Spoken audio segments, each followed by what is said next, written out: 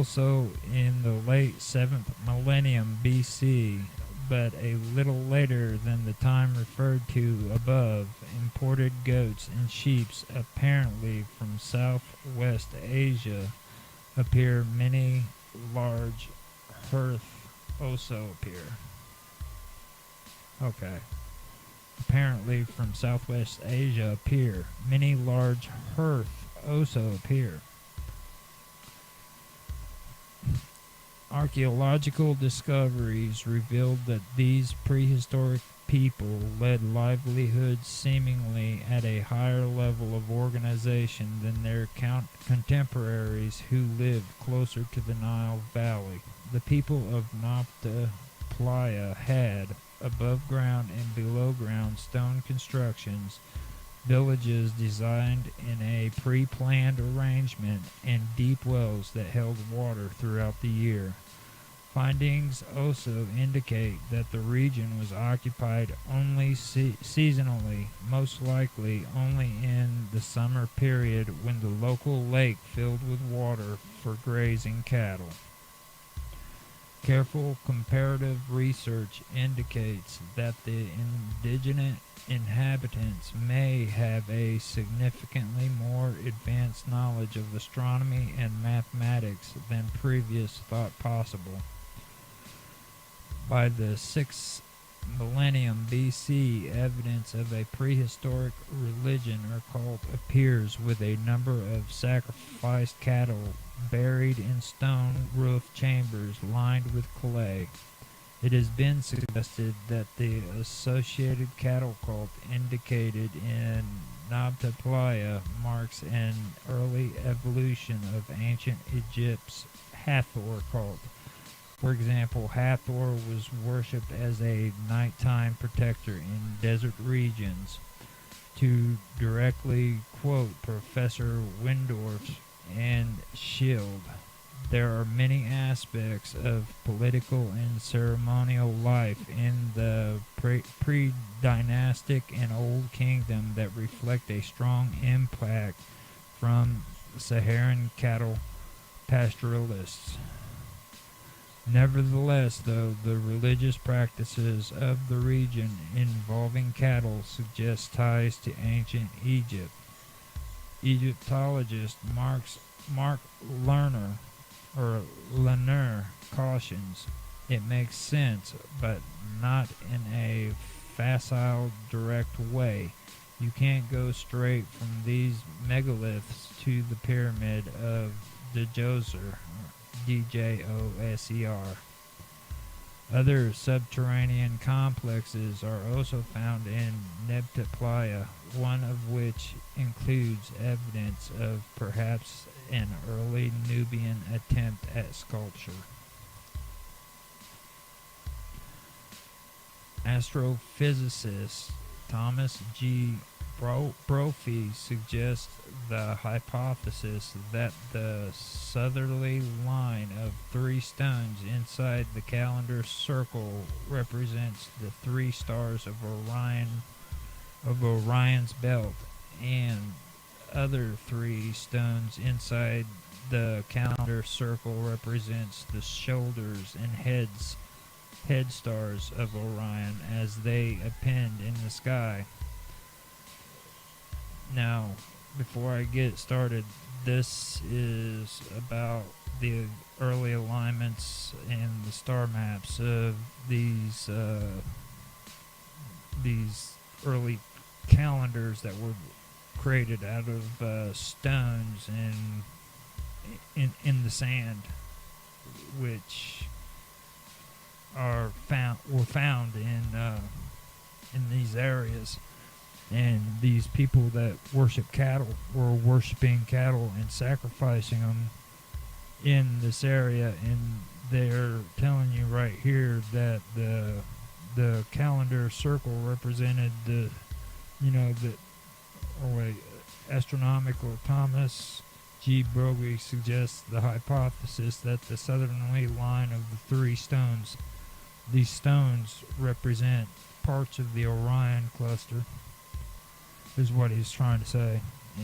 If you want to check that out, they have a lot of really good YouTube videos from ancient astronaut theorists that describe that in full, and it's really good. So if you guys want to check that out, you can. Okay, let me figure out where I was. These correspondences were for two dates, circa 4800 BC, and at precessional opposition representing how the sky moves long term. Brophy proposes that the circle was constructed and used circa the later date, and the dual date representation was a conceptual representation of the motion of the sky over a precession cycle. Near the calendar circle, which is made of smaller stones, there are alignments of large megalithic stones. The southerly lines of these megaliths, Brophy shows are aligned to the same stars as represented in the calendar circle, all at the same epoch, circa 6270 BC. The calendar circle correlation with Orion's belt occurred between 6400 BC and 4900 BC, matching the radiocarbon dating of campfires around the circle. Yeah, these circles are pretty interesting if you guys ever want to check them out. Something to find out about. In 2007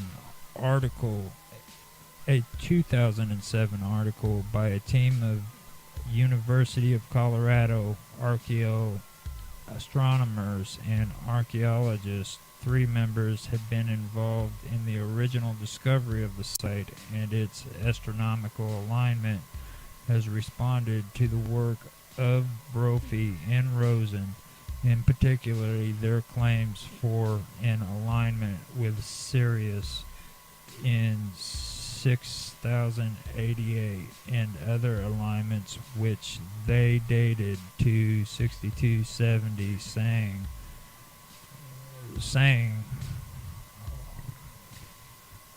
alignment. Hold up, let me figure out where I'm at here. Claims of the alignment in 6088 and other alignments which they dated to 62-7, saying that these dates were about 1500 years earlier than the estimated dates. The Sirius alignment in question was originally proposed by Windorf and Melville for one of the most prominent alignments of megaliths labeled the sea line, which they said aligned to the rising of Sirius circa 4820 BC. Brophy and Rosen showed in 2005 that megalith orientations and star positions reported by Windorf and Melville were in error. Nothing that, given these corrected datas, we see that Sirius actually aligned with the sea line circa 6000 BC. We estimate that 6088 BC Sirius had a declination of negative 36.51 deg or DEG for a rising azimuth exactly on the sea line average. Melville acknowledged the corrections made by Brophy and Rosen, but concluded the sea line of megaliths may not represent the original set of aligned stele. We refrain from interpreting that alignment. They also criticized suggestions made by Brophy in his book, The Origin Map, that there was a representation of the Milky Way as it was in 17,500 BC in maps of Orion at 16,500 BC, saying these extremely early dates are as well as the proposition that the nomads had contact with extragalactic aliens are inconsistent with the archaeological record. Inference in archaeoastronomy must always be guided by informed by archaeology, especially with substantial fieldwork has been performed in the region. They proposed that the area was first used as what they called a region ceremonial center around 6100 to 5600 BC, with people coming from various locations to gather on the dunes surrounding the playa, where there is archaeological evidence for gathering, which involved large numbers of cattle bones, as cattle were normally only killed on important occasions. Around 5500 BC, a new, more organized group began to use the site, burying cattle in clay-lined chambers and building other tumuli. Around 4800 BC, a stone circle was constructed with narrow slabs approximately aligned to the summer solstice near the beginning of the rainy season. More complex structures followed during the megalith period. The researchers dated to between about 4500 BC to 3600 BC.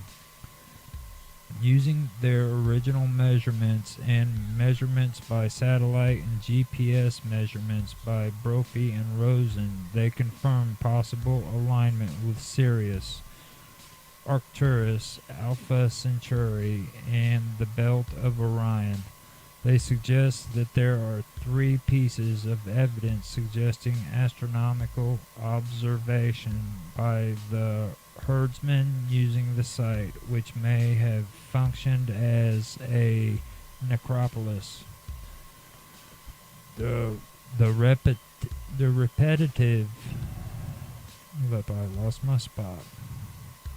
repetitive orientation of megaliths, still human burials, and cattle burials reveal a very early symbolic connection to the north. Secondly, there is the orientation of the cromlech mentioned above. The third piece of evidence is the 5th millennium alignment to stele to when I say stele too, it's spelled S-T-E-L-E. So I could be mispronouncing that. Millennium alignments to stele to bright stars. They conclude their report by writing that the symbolism embedded in the archaeological records of Nabta Playa in the 5th millennium BC is very basic, focused on issues of major practical importance to the nomads: cattle, water, death, earth, sun, and stars. That is the part that I was talking about that kind of goes into the Osirian too, where before the pyramids were even built, there were these people who were cattle cults basically, and they worshipped and sacrificed cattle, and they used these rings as calendars, and they would literally sacrifice cattle. They